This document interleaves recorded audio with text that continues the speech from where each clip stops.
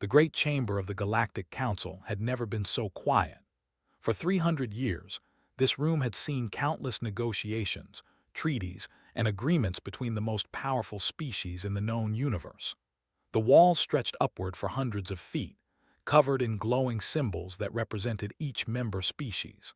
Floating platforms held delegates from 47 different civilizations, all of them watching the scene unfolding below with growing unease. High Arbiter of the Dominion stood at the central podium, his four eyes blinking one after another as he tried to process what he had just heard. His gray-green skin had turned slightly pale, a sign of stress that his species rarely showed in public. He was the most powerful being in the galaxy, the leader of the council that had maintained order for centuries. No one had ever spoken to him the way this human woman had just spoken. Ambassador stood in the center of the circular chamber floor, her feet planted firmly on the polished stone. She was not tall by human standards, but she carried herself like someone much larger. Her dark hair was pulled back in a simple style, and she wore the formal blue uniform of the Terran Diplomatic Corps. Behind her stood Admiral Chris, a man with silver hair and hard eyes who had seen more battles than most species had seen generations. The Council had summoned the humans to discuss what they called the Territorial Allocation Act.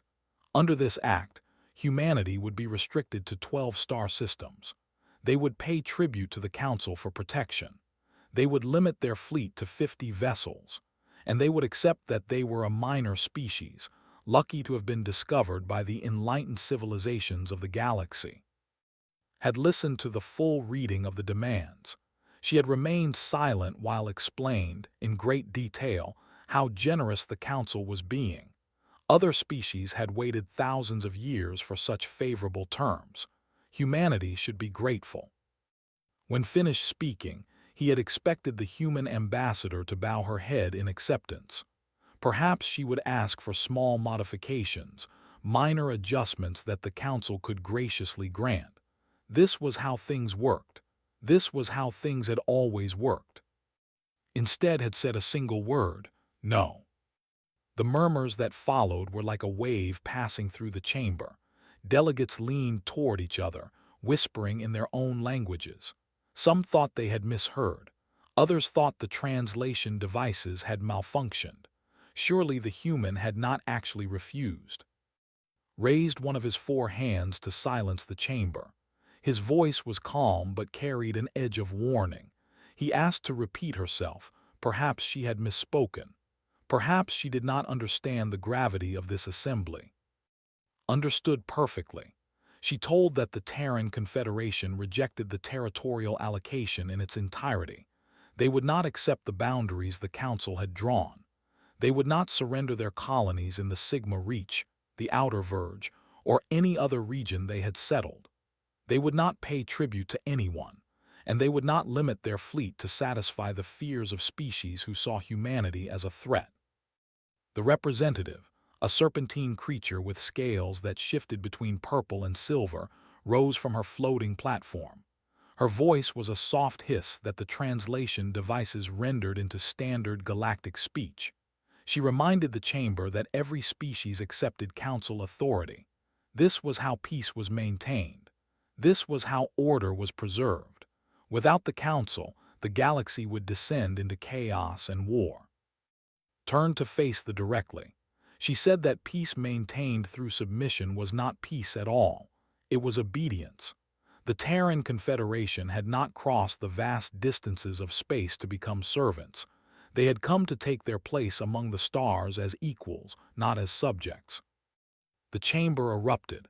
Delegates shouted over each other. Some called for the humans to be expelled immediately. Others demanded military action. A few sat in stunned silence, unable to believe what they were witnessing. In 300 years, no species had ever openly the Council in this chamber. Struck the podium with his ceremonial staff, the sound echoing through the vast space. Slowly, the noise died down.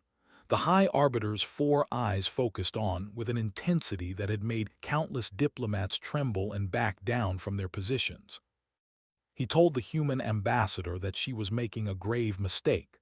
The Council had been patient with humanity because they were young and did not understand galactic politics, but patience had limits. If the Terran Confederation refused to accept the territorial allocation, they would face consequences: economic sanctions, trade embargoes, and if necessary, military intervention. Admiral stepped forward for the first time. He had remained silent throughout the entire exchange, but now he spoke with a voice that carried the weight of command. He told that the Terran Defense Fleet was prepared for any response the Council chose to make. They had not come to this assembly expecting friendship. They had come to deliver a message. The Admiral reached into his uniform pocket and produced a small data device. He activated it, and a holographic display appeared in the center of the chamber. It showed the current disposition of human forces throughout the galaxy: fleet positions, colony defenses, industrial capacity, weapons development programs. The numbers made several delegates gasp audibly. In 18 years of Council membership, humanity had built a military force that rivaled species who had been spacefaring for. They had colonized more worlds in 2 decades than most civilizations claimed in 1,000 years. And they had done it all while the Council assumed they were a primitive species barely worth monitoring. Deactivated the display and returned the device to his pocket. He told the assembled delegates that humanity did not want war. They wanted to explore, to build, to grow alongside other species in mutual respect. But they would not accept chains, no matter how prettily those chains were presented. Stepped forward again, drawing all attention back to herself. She told that the Terran Confederation was offering the Council a choice. They could accept humanity as an equal partner in galactic civilization.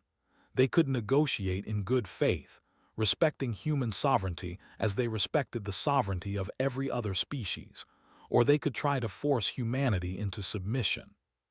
She paused, letting her words hang in the air. Then she told them what would happen if they chose force. The humans would resist. They would fight with every ship, every soldier, every resource they possessed. And they would not stop fighting until they had won or until the last human drew their final breath. The chamber was silent. Turned and walked toward the exit, Admiral falling into step beside her. At the doorway, she paused and looked back at the assembled delegates. She told them that the Council had one standard month to make their decision. After that, the Terran Confederation would consider negotiations concluded. They would act according to their own interests, without regard for Council mandates or territorial allocations. Then she walked out, leaving the most powerful beings in the galaxy staring after her in stunned disbelief. For the first time in 3 centuries, the Galactic Council had encountered something they did not know how to handle. They had encountered a species that refused to be afraid. The inner circle chamber was hidden deep within the Council complex, accessible only to the 7 most powerful species in the galaxy. No recording devices were permitted. No aides or assistants were allowed. What happened in this room stayed in this room, and for 300 years, the decisions made here had shaped the fate of civilizations. High Arbiter sat at the head of the circular table, his 4 eyes studying each of his fellow leaders in turn. To his left sat Archminister Eth of the Collective, her crystalline body pulsing with agitated blue light. Beside her was Intelligence Director of the Empire, a tall being with dark purple skin and eyes that seemed to absorb light rather than reflect it. The other 4 seats held the leaders of the Consortium, the Hierarchy, the Federation, and the Ancient of the Dominion. These 7 species had ruled the galaxy together since the founding of the Council. They had crushed rebellions, absorbed rival powers, and maintained an order that benefited themselves above all others. They had never failed to bring a defiant species to heel. Until now. Eth spoke first, her voice carrying the harmonic resonance of her crystalline form. She demanded to know how this was possible. The humans had been spacefaring for barely 2 centuries. There was a small planet orbiting an unremarkable star in an unremarkable corner of the galaxy. By every projection, every model, every historical precedent, they should have remained a minor power for at least another 1,000 years. Activated the display system built into the table. Holographic images appeared above the surface, showing detailed intelligence reports that his operatives had gathered over the past 18 years. The data was disturbing on every level. He began with the basics. Human reproduction rates were among the highest of any known species. Where other civilizations measured population growth in centuries, humans measured it in decades. A single generation for the represented 4 or 5 generations for humanity. This meant they could colonize worlds faster, build infrastructure faster, and recover from losses faster than anyone had anticipated. But that was only the beginning. Showed them data on human adaptability. Most species could only survive in a narrow range of environmental conditions. Humans had been found thriving on frozen worlds, desert planets, high-gravity moons, and stations orbiting gas giants. They modified their bodies, their technology, and their behavior to fit whatever environment they encountered. Where other species saw obstacles, humans saw challenges to overcome. The military data was even more alarming. When humanity first made contact with the galaxy, their fleet consisted of 12 vessels, primitive ships with basic weapons and limited range. The Council had assigned them a threat level of 2 on a scale of 100, nothing to worry about. Now, 18 years later, the Terran Defense Fleet numbered over 200 warships. They had developed weapons that could penetrate shields. They had engines that could match speed. Their tactics were unpredictable, creative, and devastatingly effective in simulations. Analysts had revised their threat assessment upward 17 times in the past decade.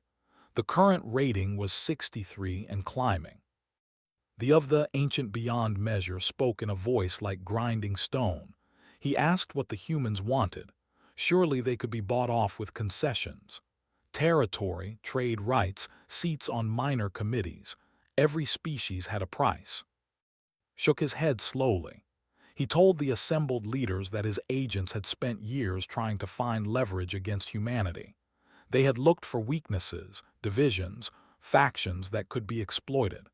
What they found instead was a species united by something they called spite. He explained the concept as best he could. When humans were told they could not do something, their first instinct was to prove otherwise. When they were threatened, they did not retreat. They prepared. When they were dismissed as inferior, they remembered, and they built, and they waited. The Terran Confederation had spent 18 years preparing for exactly this confrontation. They had known from the beginning that the Council would never accept them as equals willingly, so they had made themselves impossible to ignore. Asked about diplomatic solutions, perhaps they could offer the humans better terms than the original mandate. More systems, fewer restrictions, a faster path to full membership. Surely some compromise could be reached. The representative, a being of flowing liquid metal that constantly shifted shape, gurgled a response. He had spoken with human traders and merchants over the years. He told the others that humans had a saying, "Fool me once, shame on you. Fool me twice, shame on me." They did not trust the Council. They believed that any concession offered now would be taken back later once the immediate crisis had passed. And the worst part, the continued, was that humans were probably right. The Council had broken promises before. They had offered favorable terms to rebellious species, only to slowly tighten control once the threat had passed. It was standard practice. Everyone at this table had approved such measures dozens of times. Eth pulsed with frustrated light. She suggested economic pressure, cut off human access to galactic trade networks, embargo their goods, freeze their accounts. Without commerce, their economy would collapse within a decade. Pulled up more data. He showed them reports of human merchant ships appearing in non-council space. The frontier regions, the independent worlds, the species too small or too remote to warrant council attention.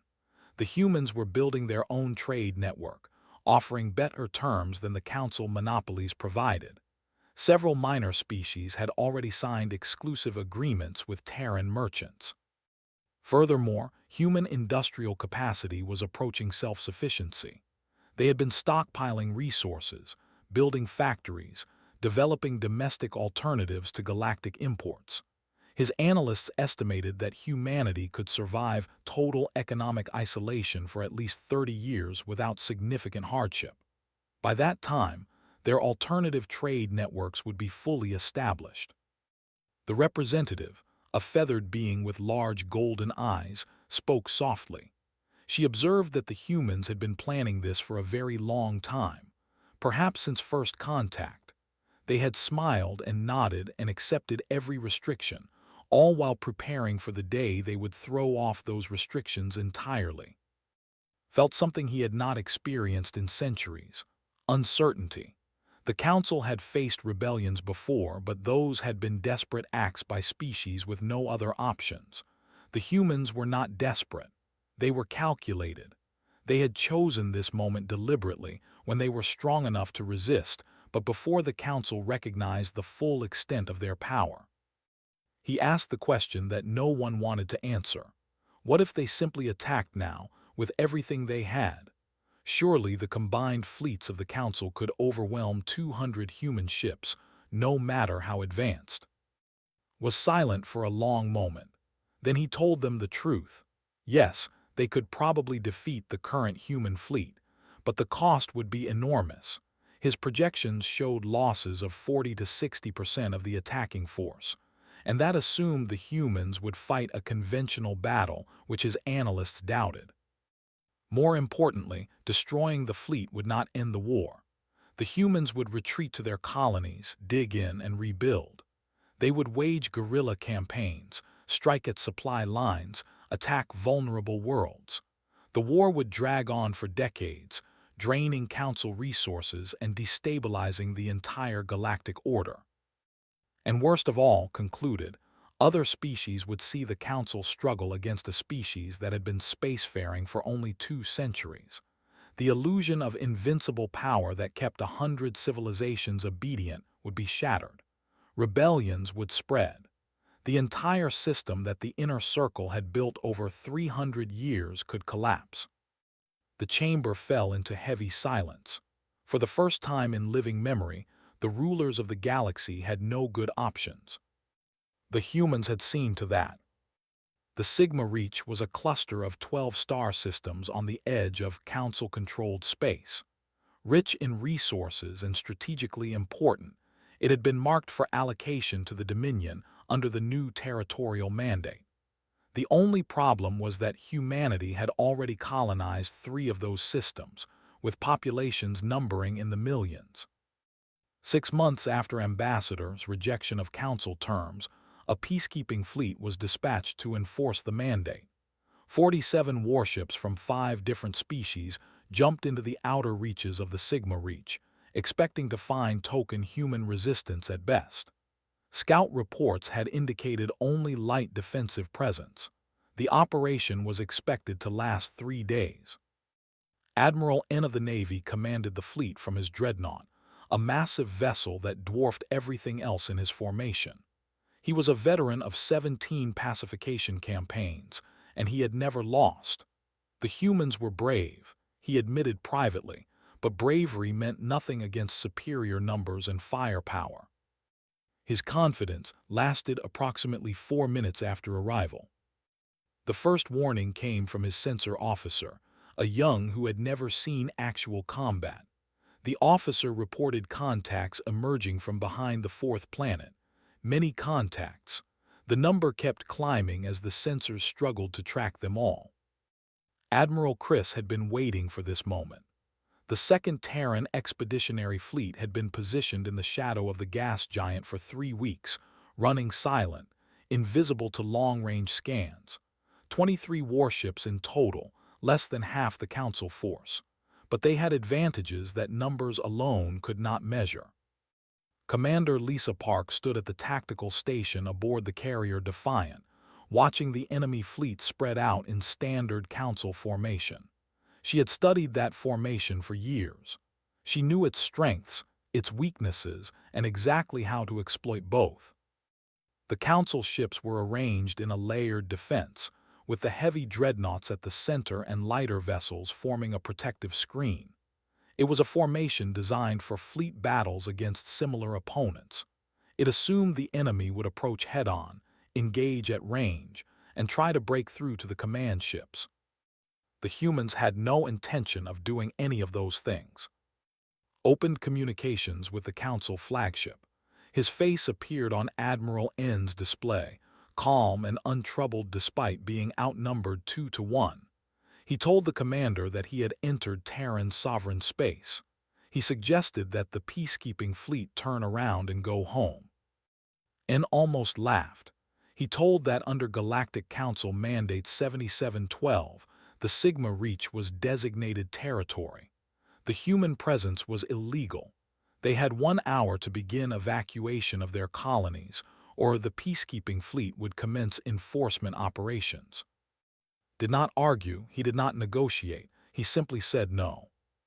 The word hung in the void between the two fleets. N felt his confidence waver slightly. He had expected the human admiral to bluster, to threaten, to demand better terms. Instead, just sat there, waiting, as if he knew something N did not. The hour passed in tense silence. Both fleets held position, weapons powered but not yet locked on targets. N consulted with his fellow commanders, representatives from the and contingents. They agreed that the humans were bluffing. No rational species would fight against such odds. N ordered his fleet to advance. The formation began moving toward the human positions, maintaining careful spacing and overlapping fields of fire. Standard protocol, overwhelming force. The humans would see the approaching armada and realize their position was hopeless. The Defiant did not move.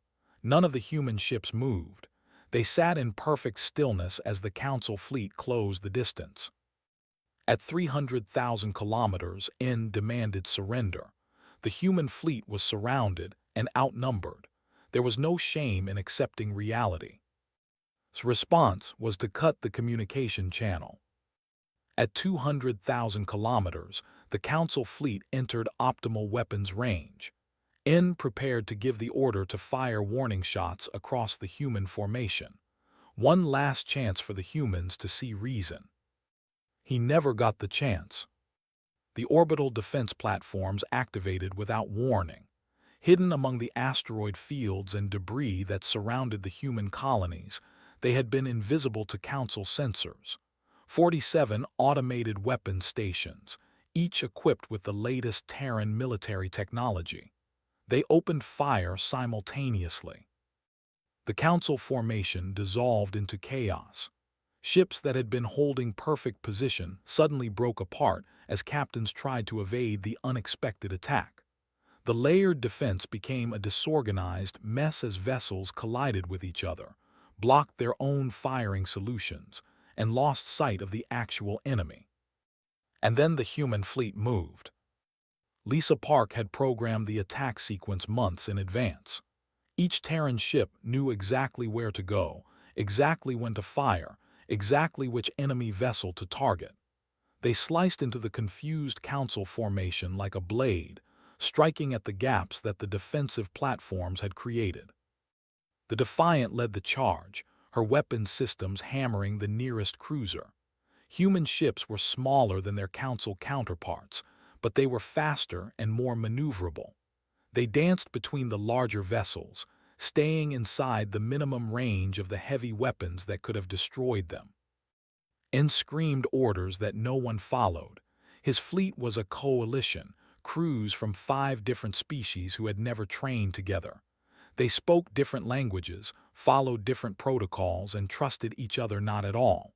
The humans had known this. They had counted on it. 3 Council ships were destroyed in the first 10 minutes. 7 more were damaged badly enough to withdraw from combat. The contingent, seeing the devastation around them, broke formation and fled toward the system's edge.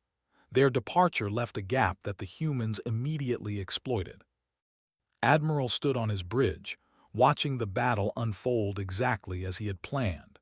His voice remained calm as he issued orders, redirecting ships, adjusting targeting priorities, exploiting every mistake the Council fleet made. After 2 hours of fighting, N faced a terrible choice. He had lost 12 ships, with another 15 too damaged to continue. The humans had lost only 4 vessels. His remaining forces were scattered, demoralized, and running low on ammunition. He could continue the fight and probably destroy the human fleet eventually, but the cost would be catastrophic. He thought about the reports he had read before the mission. The humans did not surrender. They did not retreat. If he pushed them into a corner, they would fight to the death, taking as many Council ships with them as possible. And there would be consequences beyond this battle. The Sigma Reach colonies had millions of inhabitants. If the fighting spread to those worlds, the casualties would be enormous. The Council would be seen as the aggressor, slaughtering civilians to enforce a territorial mandate that most species considered unjust anyway. N gave the order to withdraw. His fleet limped out of the Sigma Reach, leaving behind the wreckage of their defeat. Admiral did not pursue. He had made his point. The humans were not to be trifled with. News of the battle spread across the galaxy within days. For the first time in 300 years, a Council peacekeeping force had been defeated. The illusion of invincibility that had kept countless species obedient had been shattered. The humans had not just won a battle, they had changed everything. The defeat at Sigma Reach sent waves through the galactic community that the Council could not contain. Within weeks, species that had quietly accepted Council authority for centuries began to ask uncomfortable questions. If the humans could resist, why not others? If the peacekeeping fleets could be defeated, what else might be possible? The Federation was the first to make a move. They had been Council members for 800 years, a feathered species known for their art, their philosophy, and their careful neutrality in galactic politics. They had never caused trouble. They had never questioned their place in the order of things. 3 weeks after the battle, a diplomatic vessel arrived at the human colony world of New Boston. Ambassador met them personally, curious about what had prompted this unprecedented visit. The envoy was named, an older member of his species with golden feathers that had begun to fade with age. He told that his people had been watching the humans with great interest. They admired what the Terran Confederation had accomplished. More importantly, they wanted to discuss possibilities. Invited him to continue. Explained that they had always valued their independence, even under Council membership. They had maintained their own culture, their own traditions, their own way of doing things. But the Council had been tightening its grip in recent centuries. Trade restrictions, cultural mandates, educational requirements. The way of life was slowly being eroded, replaced by a homogenized galactic standard. They had accepted these changes because resistance seemed impossible. The Council was too powerful, better to bend than to break. But now things were different. The humans had shown that resistance was not only possible, but could succeed. They wanted to know if the Terran Confederation would be interested in a formal alliance. Studied the elderly envoy carefully. She asked what they could offer in return. The Terran Confederation was not interested in collecting dependent species who expected humans to fight their battles for them. Had expected this question. He told that they controlled some of the most important trade routes in the galactic core. Their merchant fleets carried goods that every species needed. If they redirected that trade toward human-friendly networks, the economic impact would be significant. Furthermore, they had a reputation for wisdom and neutrality that could be valuable in diplomatic circles. Many species trusted them as honest brokers. An alliance with them would give the Terran Confederation legitimacy in the eyes of species who currently viewed humans as aggressive newcomers. Considered the offer for several days before responding. She told that the Terran Confederation was not interested in creating a new empire to replace the old one. They believed in genuine partnership, mutual benefit, and respect for sovereignty. If they were willing to join such an arrangement as equals, not as subjects or clients, Then they had a deal. The Terran Compact was signed 1 month later. It was not a military alliance in the traditional sense. Neither party was obligated to fight the other's wars. Instead, it was an economic and diplomatic partnership with provisions for cultural exchange, scientific cooperation, and mutual recognition of territorial rights. The clans came next. They were a warrior species from the frontier regions, too small and too aggressive to be fully integrated into council society. They had spent centuries fighting minor wars with their neighbors, never quite strong enough to expand but too fierce to be conquered. Their clan leader, a veteran named, traveled to human space personally. He told Admiral that his people had watched the battle at Sigma Reach with great interest. The humans fought well. They respected that. They proposed a military cooperation agreement. Not an alliance exactly, but a framework for joint training, technology sharing, and coordinated defense. They knew the frontier regions better than anyone. Their warriors could teach humans about conditions and threats that the Council databases did not cover. In return, they wanted access to human weapons technology. Their traditional armaments were effective but outdated. With Terran upgrades, they could finally stop being prey for larger powers. The Council watched these developments with growing alarm. Emergency sessions were called, proposals were debated, but the inner circle found itself paralyzed by internal disagreements. They wanted to launch a massive military operation to crush humanity before more species joined their coalition. They preferred economic measures. They argued for diplomatic outreach. While they argued, more species reached out to humanity. On Axiom Prime, the Council High Arbiter convened an unprecedented General Assembly. Every member species was invited to attend, not just the usual delegates but their highest leaders. He told them that the galaxy faced a crisis that required unified action. Ambassador was also invited. It was a calculated risk. The Council hoped that speaking before the full assembly would expose the weaknesses of the human position. They were still a small species, still vastly outnumbered. Perhaps reminding them of this fact would bring them back to the negotiating table on reasonable terms. Accepted the invitation.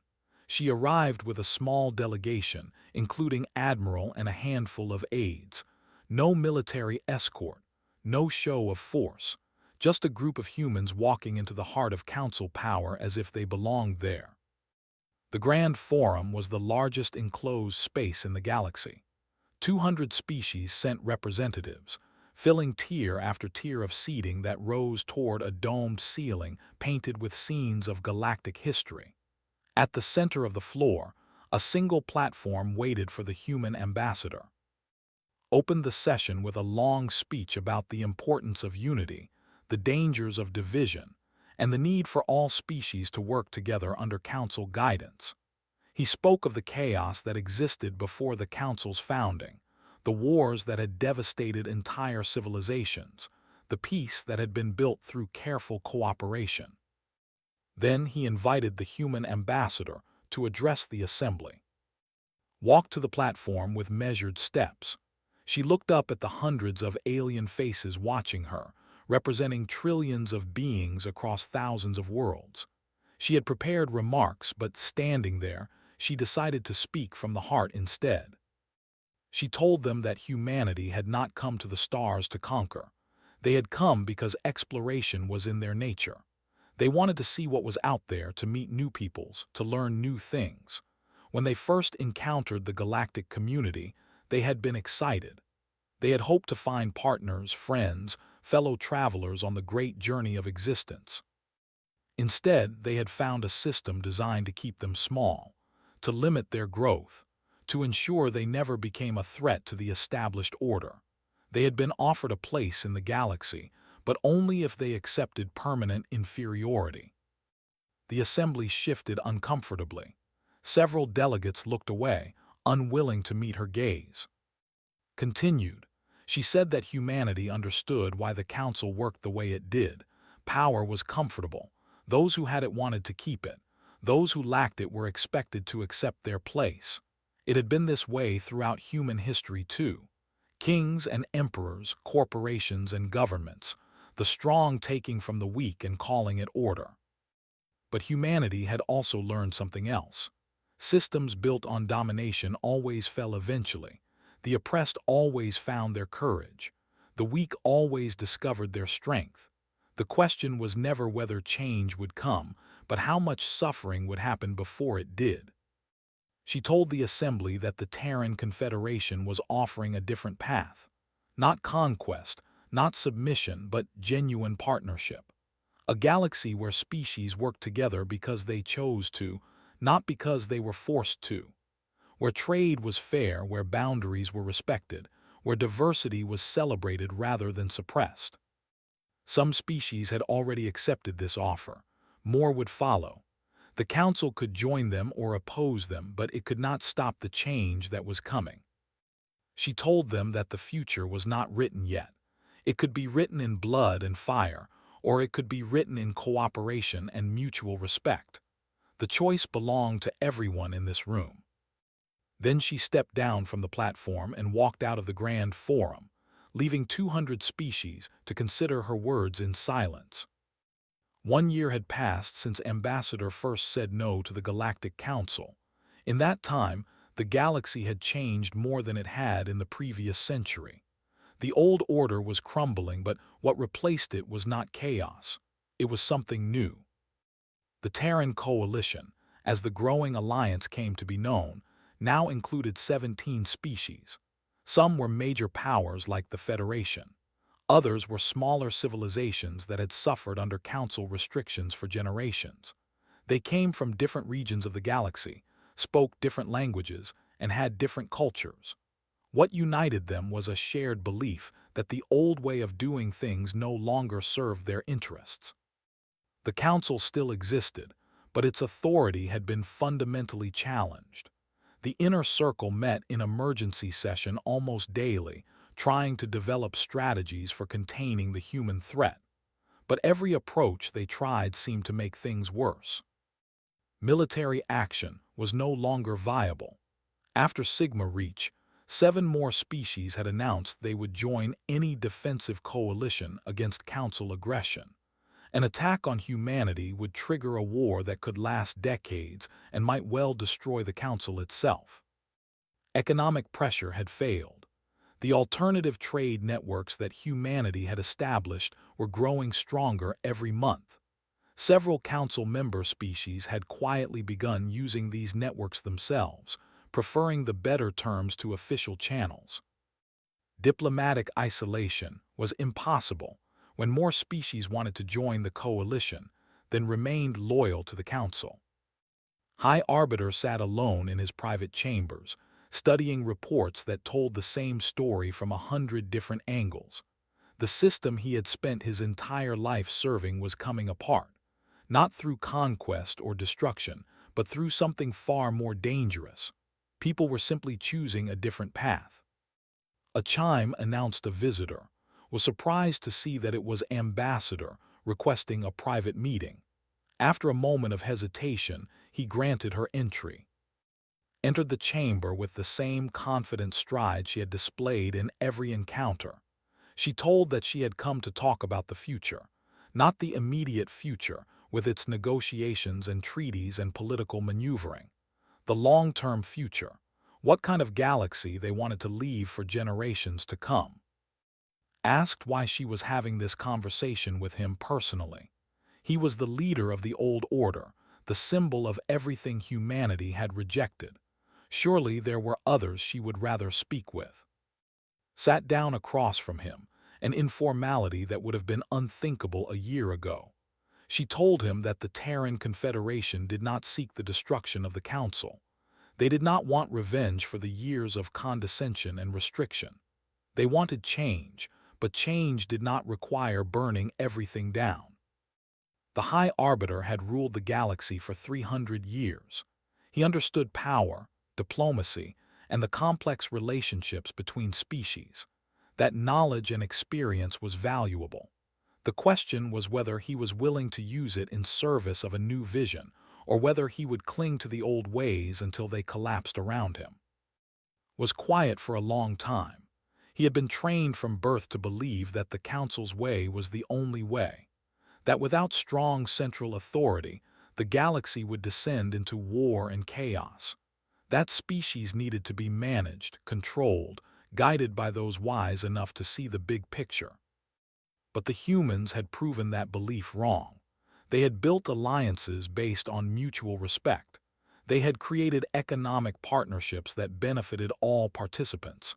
They had offered friendship instead of demanding submission, and species had responded. Perhaps, he admitted slowly, perhaps the Council had been wrong. Not about everything.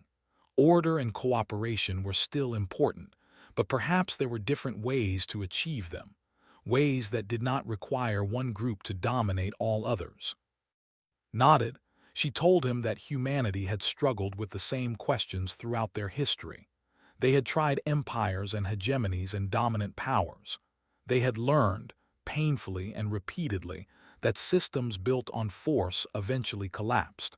The only sustainable order was one that people chose freely. She offered him a proposal. The Council could remain the center of galactic governance, but its structure would need to change. No more inner circle of privileged species. No more territorial mandates imposed from above. Instead, a genuine assembly where every member had equal standing and decisions were made through consensus rather than decree. The transition would be difficult. Many current council members would lose privileges they had enjoyed for centuries. But the alternative was watching their influence shrink year by year as more species joined the coalition. At least this way, they could help shape what came next. Considered the offer carefully. His political instincts told him to reject it, to fight for the system that had given his people power and wealth. But something deeper suggested that fighting was pointless. The humans had not just defeated the Council militarily and economically. They had defeated it ideologically. They had offered a better vision of what the galaxy could be. He told that he would need to consult with the other members of the inner circle. Some would resist. The especially had too much invested in the old order to give it up easily, but he would advocate for accepting her proposal. He would use whatever influence he had left to push for reform rather than confrontation. The negotiations that followed were the most difficult in galactic history. They lasted for months, with delegations arguing over every detail of the new structure. There were setbacks and crises and moments when it seemed the whole process would collapse. But eventually, an agreement was reached. The Galactic Council would be reformed along the lines had proposed. The old hierarchies would be dismantled. A new charter would guarantee equal representation for all member species, regardless of size or power. The signing ceremony was held in the Grand Forum where had delivered her challenge 1 year earlier. Representatives from every species in the galaxy attended. Some came with hope, others came with resignation, but they all came. Stood beside as the new charter was formalized. The High Arbiter had agreed to remain in his position during the transition period, his experience invaluable in guiding the complex process of reform. It was a partnership that would have seemed impossible just months before. After the ceremony, returned to her office and looked out at the alien skyline of Axiom Prime. Human ships moved through the traffic patterns overhead, no longer visitors in someone else's galaxy, but full participants in a community of equals. She thought about the journey that had brought them here, the fear and uncertainty of first contact, the humiliation of being treated as inferiors, the determination to build something better, the risks they had taken and the sacrifices they had made. Some would say humanity had been lucky. The right combination of circumstances, the right moment in galactic history, but knew it was more than luck. It was a choice, a refusal to accept that the future was determined by others, a belief that ordinary people working together could change the course of history. The galaxy was still full of challenges. Old prejudices did not disappear overnight. New conflicts would emerge. The hard work of building genuine partnership across species lines had only begun. But something fundamental had shifted. A small species from an unremarkable planet had looked at the established order and said no. They had refused to negotiate from weakness. They had refused to accept their assigned place. They had demanded to be treated as equals. And the galaxy had listened. In the years that followed, historians would debate exactly when the old order ended and the new one began. Some pointed to first refusal in the council chamber. Others chose the battle at Sigma Reach. Still others marked the signing of the Reformed Charter. But those who had lived through it knew the truth. The change had begun the moment humanity decided that the future was something to be created, not accepted. The moment they chose to reach for the stars not as supplicants but as explorers. The moment they refused to let anyone else define their limits. That was the real lesson of the human story, not their technology or their tactics or their rapid growth. The lesson was simpler and more profound. The future belongs to those who are brave enough to claim it.